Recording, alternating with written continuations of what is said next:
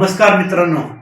बऱ्याच वेळा प्रोजेक्ट करताना एखादं वर्तुळ आपण कट करत असतो आणि त्या वर्तुळाचं सेंटरच आपल्याला माहित नसतो किंवा इथे झाकण आहे आणि मला काहीतरी एक व्हील बनवायचं आहे, पण या झाकणाचा सेंटरच मला माहित नाही आहे सेंटर यात. आणि सेंटर फाइंड करायचं असेल तर आपल्याला बऱ्याच काही टूल्स वापरावे लागतात. तर एक आपण असं टूल तयार करू की जे आपल्या या वर्तुळाचं सेंटर इझिली फाइंड करू शकेल, शोधून काढू शकेल. तर त्याच्यासाठी अगदी इझिली अवेलेबल मटेरियल आहे. आपल्याला एक पुठ्ठा जाड घ्यायचा आहे. साधारणपणे मी घेतलेला जो आहे पुठ्ठा 15 बाय 15 सेंटीमीटरचा एक पुठ्ठा आहे. त्याच्यानंतर आपल्याला एक पट्टी कट करायची आहे. ही पट्टीची लांबी आहे 17 सेंटीमीटर आणि रुंदी आहे 2 सेंटीमीटर. ठीक आहे. एवढं आपल्याला टूल बनवण्यासाठी लागणारं साहित्य आहे. आणि बनवण्यासाठी लागणारं साहित्य म्हणजे एक 45 डिग्रीचं सेट स्क्वेअर लागेल, एक पट्टी लागेल आणि बाकी एक पेन्सिल वगैरे. ठीक आहे. आपण सुरुवात करूयात.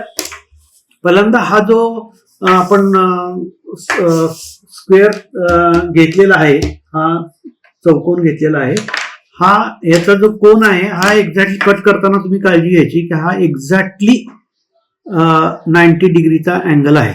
इथे हा अँगल जो आहे एक्झॅक्टली 90 डिग्रीचा आहे, एवढी आपण काळजी घ्यायची कट करताना. ठीक आहे. आता पट्टी घ्यायची आणि या पट्टीने आपण 2 रेघा मारायच्या. इथे पट्टी ठेवली मी इथं आणि एक रेघ मारली.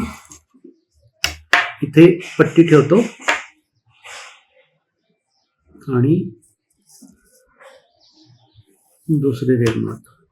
आता हा आणि हा भाग सोडून हा जो मधला भाग आहे हा कट करायचा आणि कट केल्यानंतर त्याचा आकार असा तयार आहे. हा मधला भाग कट केला. पहा मी तुम्हाला दाखवतो.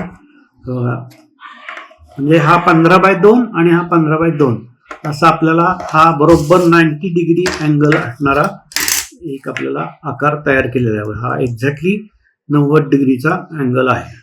ठीक आहे. आता ही जी पट्टी आहे आपण कट केलेली 17 बाय 2 सेंटीमीटर, ही पट्टी आपल्याला इथं फेविकॉल घेऊन चिटकवायची आहे. आता मी चिटकवून दाखवत नाही, पण ते चिटकवताना काय काळजी घ्यायची ते दाखवतो.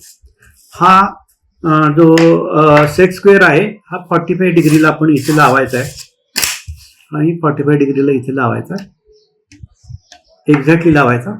आणि ही जी पट्टी आहे इथं फेविकॉल लावायचं आणि ही जी पट्टी आहे ही इथे अशी बरोबर अशी चिटकवून टाकायची. इथं फेविकॉल लावायचं, चिटकवून टाकायची. हा एक्सेस बाहेर आलेला जो भाग आहे तो कट करायचा. तुम्हाला छान दिसा वाटत असेल तुम्ही याला शेप देऊ शकता खालच्या बाजूला टोकाला. तर हे असं चिटकवल्यानंतर त्याचा जे आकार आहे तो हा असा दिसेल.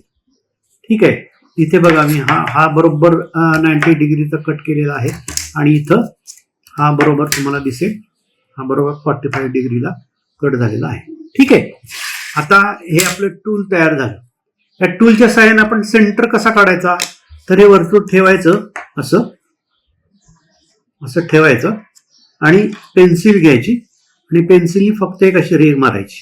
ठीक आहे. एक रेघ अशी मारली, परत मी हे टूल इथं लावलं आणि दुसरी रेघ मारली की हा वर्तुळाचा एक्झॅक्ट सेंटर इथे येतो. एक्झॅक्ट सेंटर आला. आता तुम्ही आपल्याला एक नॉन सेंटर असणार आहे ज्याचा सेंटर आपल्याला माहिती आहे. असा हा डबा आहे. तर ह्या डब्याचं झाकण आहे. या डब्याच्या झाकणाला मी इथं लावलं हे,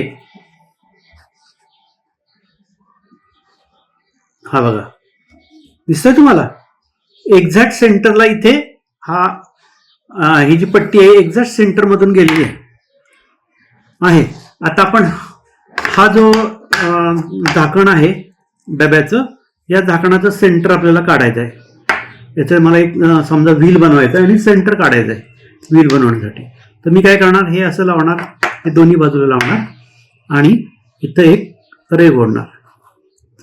परत काय करणार, हे थोडंसं फिरवणार आणि